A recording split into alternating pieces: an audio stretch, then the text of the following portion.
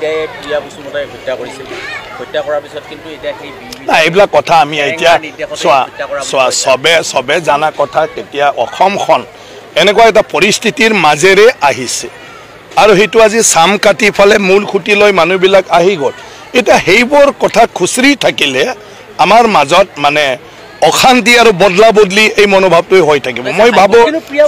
শুনা ন মই এইটো কথা কোৱা নাই আবেদন কৰিব এইটোতো ৰাইটছ না তেওঁ আবেদন কৰিব কৰ্ডে ল'ব ইয়াৰ কাৰণে না সাংবাদিকে ল'ব পাৰে না পলিটিচিয়ানে ল'ব পাৰে কৰ্ডে বিচাৰ কৰিব আৰে তুমি মই কিয় বিচাৰিব লাগে অলৰেডি অভিভাৱকে বিচাৰিছে তুমি মই বিচৰা মতে মানে জাজে বিচাৰটো কৰি নিদিয়ে নহয় আইন শুনা মই কি কৈ আছো মানুহ অসমৰ মানুহে তেনেকুৱা আহিছে এতিয়া আপুনি দোষী নহয় আপোনাৰ বংশ পৰিয়াল কোনোবা উগ্ৰপন্থী কৰিলে আপুনি দোষী হ'ব নেকি বুজি পালে না অসমখনেই তেনেকুৱা আলফা NDB কত তোমাৰ কিবা টাইগাৰ ফৰ্চ কিবা ফৰ্চ আনলা উনলা কিমান আছে অসমত আৰু এইবোৰ কোন আমাৰ ঘৰৰে আমাৰ পৰিয়ালৰে মানুহ এটা এটা পৰিস্থিতিত সৃষ্টি হোৱা বস্তু আৰু আজি চৰকাৰক যিসকলে নেতৃত্ব দিছে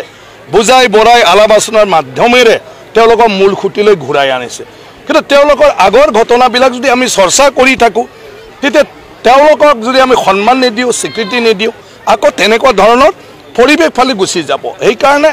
কৰ্ডে কৰিব সেইটো কৰ্ডৰ কাম কোনোবা যদি ইণ্ডিভিজুৱেলি কাৰোবাৰ ওপৰত কিবা অভিযোগ থাকে কিন্তু আমি সেইটোৰ ওপৰত কমেণ্টছ দি আমি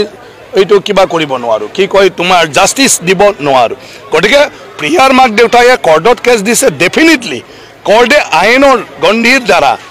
মানে এই ক্ষেত্ৰত মানে কি ধৰণৰ বিচাৰ কৰে দোষী হ'বও পাৰে নহ'বও পাৰে গতিকে এইটো কৰ্ডত আৰু তেওঁলোকৰ কৰ্তৃত্ব এইটো সংবিধানে তেওঁলোকক কৰ্তৃত্ব দিছে তুমি মই কৰ্ডত গৈ কোৱাটো একো ভেলু নাই কৰ্ডত ক'ব আমাৰ জাজে আৰু কৰ্ডত যুক্তি দৰ্শাব উকিলবিলাকে গতিকে উকিলবিলাকেহে চব বস্তুবিলাক আইনটোত কি আছে কি নাই সেইমতে আইনগতভাৱে বিচাৰটো অৱশ্যে হোৱা নাই এটা যুক্তি দাঙি ধৰিব কৰ্ডত আৰু সেই অনুযায়ী কৰ্ড হ'ব কিন্তু সাধাৰণ মানুহ হিচাপে মোৰ কথাটো সেইটোৱে যে আমি সেইবোৰ চবেই জানা কথা অসমখন কি পৰিস্থিতিত এই পৰ্যায়লৈ গৈছিল তেনেকুৱা হৈছিলে আৰু সেইটো কোনো নহয় আমাৰ চব নিজৰে মানুহ গোটেইটো আমাৰ সমাজৰে এতিয়া আমি বাহাদুৰি কৰি খাই আছোঁ কোনোবাটো আলফা কৰি জংঘলত আছে এতিয়াও কিন্তু কাৰ কাৰণে অসমীয়াৰ কাৰণে আমি মানক নামানক